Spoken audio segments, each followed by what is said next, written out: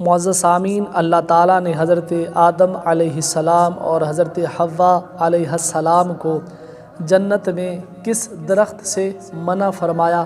اس درخت کا نام کیا ہے، اور شیطان نے کس طرح وسوسہ ڈالا اور کس طرح آپ زمین پر تشریف لائے، اور انسانوں میں ہمیشہ دشمنی کیوں رہے گی، یہی ہماری آج کی اس ویڈیو کا موضوع ہے۔ اس لیے ویڈیو کو آخر تک دیکھیں جس سے آپ کے علم میں اضافہ ہوگا۔ معزز سامعین، حضرت آدم علیہ السلام اور حضرت حوا علیہ السلام نہایت ہی آرام اور چین کے ساتھ جنت میں رہتے تھے۔ اللہ تعالیٰ نے فرما دیا تھا کہ جنت کا جو پھل بھی چاہو بے روک ٹوک سیر ہو کر تم دونوں کھا سکتے ہو، مگر صرف ایک درخت کا پھل کھانے کی ممانعت تھی کہ اس کے قریب مت جانا۔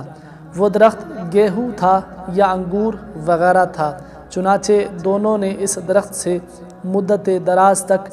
بچنے کی کوشش کی اور آپ بچتے رہے، لیکن ان دونوں کا دشمن ابلیس برابر طاق میں لگا رہا۔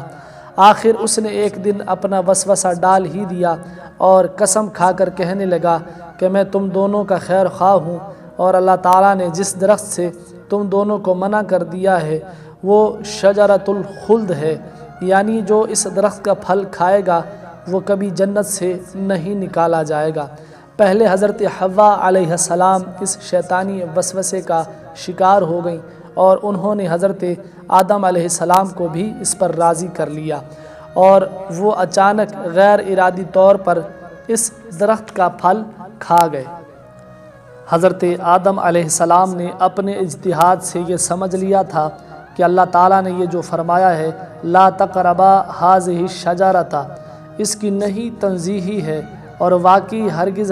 نہیں تحریمی نہیں تھی، ورنہ حضرت آدم علیہ السلام نبی ہوتے ہوئے ہرگز اس درخت کا پھل نہ کھاتے، کیونکہ نبی تو ہر گناہ سے معصوم ہوتا ہے۔ بہرحال حضرت آدم علیہ السلام سے اس سلسلے میں اجتہادی خطا سرزد ہو گئی، اور اجتہادی خطا معصیت نہیں ہوتی، لیکن حضرت آدم علیہ السلام چونکہ دربار الہی میں بہت مقرب اور بڑے درجات پر فائز تھے، اس لیے اس اجتہادی خطا پر بھی مورد عتاب ہو گئے۔ فوراً ہی بہشتی لباس دونوں کے بدن سے گر پڑے اور یہ دونوں جنت کے پتوں سے اپنا ستر چھپانے لگے، اور اللہ تعالیٰ کا حکم ہو گیا کہ تم دونوں جنت سے زمین پر اتر جاؤ۔ اس وقت اللہ تعالیٰ نے حضرت آدم علیہ السلام سے دو خاص باتیں ارشاد فرمائیں۔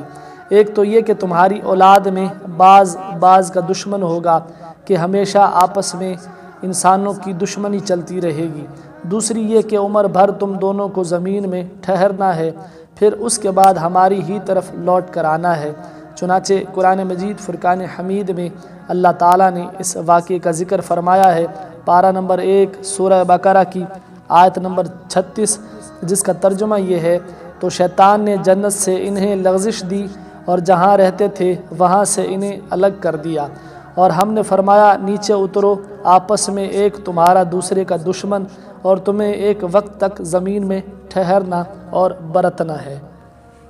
معزز سامعین، اس ارشاد ربانی سے یہ سبق ملتا ہے کہ یہ جو انسانوں میں مختلف وجوہات کی بنا پر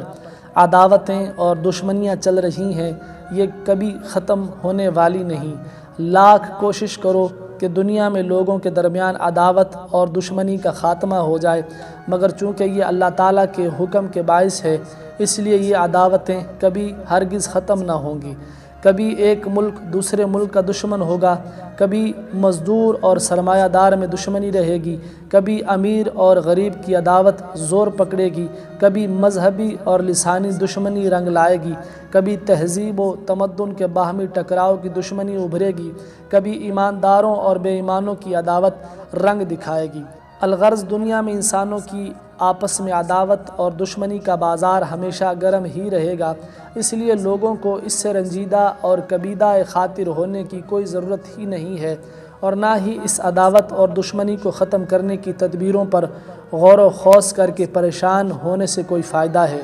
کیونکہ جس طرح اندھیرے اور اجالے کی دشمنی، آگ اور پانی کی دشمنی، گرمی اور سردی کی دشمنی کبھی ختم نہیں ہو سکتی، ٹھیک اسی طرح انسانوں میں آپس کی دشمنی کبھی ختم نہیں ہو سکتی، کیونکہ اللہ تعالیٰ نے حضرت آدم علیہ السلام اور حضرت حوا علیہ السلام کے زمین پر آنے سے پہلے ہی فرما دیا تھا کہ بعدکم لبعد عدو، یعنی ایک انسان دوسرے انسان کا دشمن ہوگا۔ تو یہ عداوت اور دشمنی خلقی اور فطری ہے جو حکم الہی اور اس کی مشیت سے ہے، تو پھر بھلا کون ہے جو اس عداوت کا دنیا سے خاتمہ کرا سکتا ہے؟ اللہ تعالی ہم سب کو قرآن پڑھنے، سمجھنے اور اس پر عمل کرنے کی توفیق عطا فرمائے، آمین۔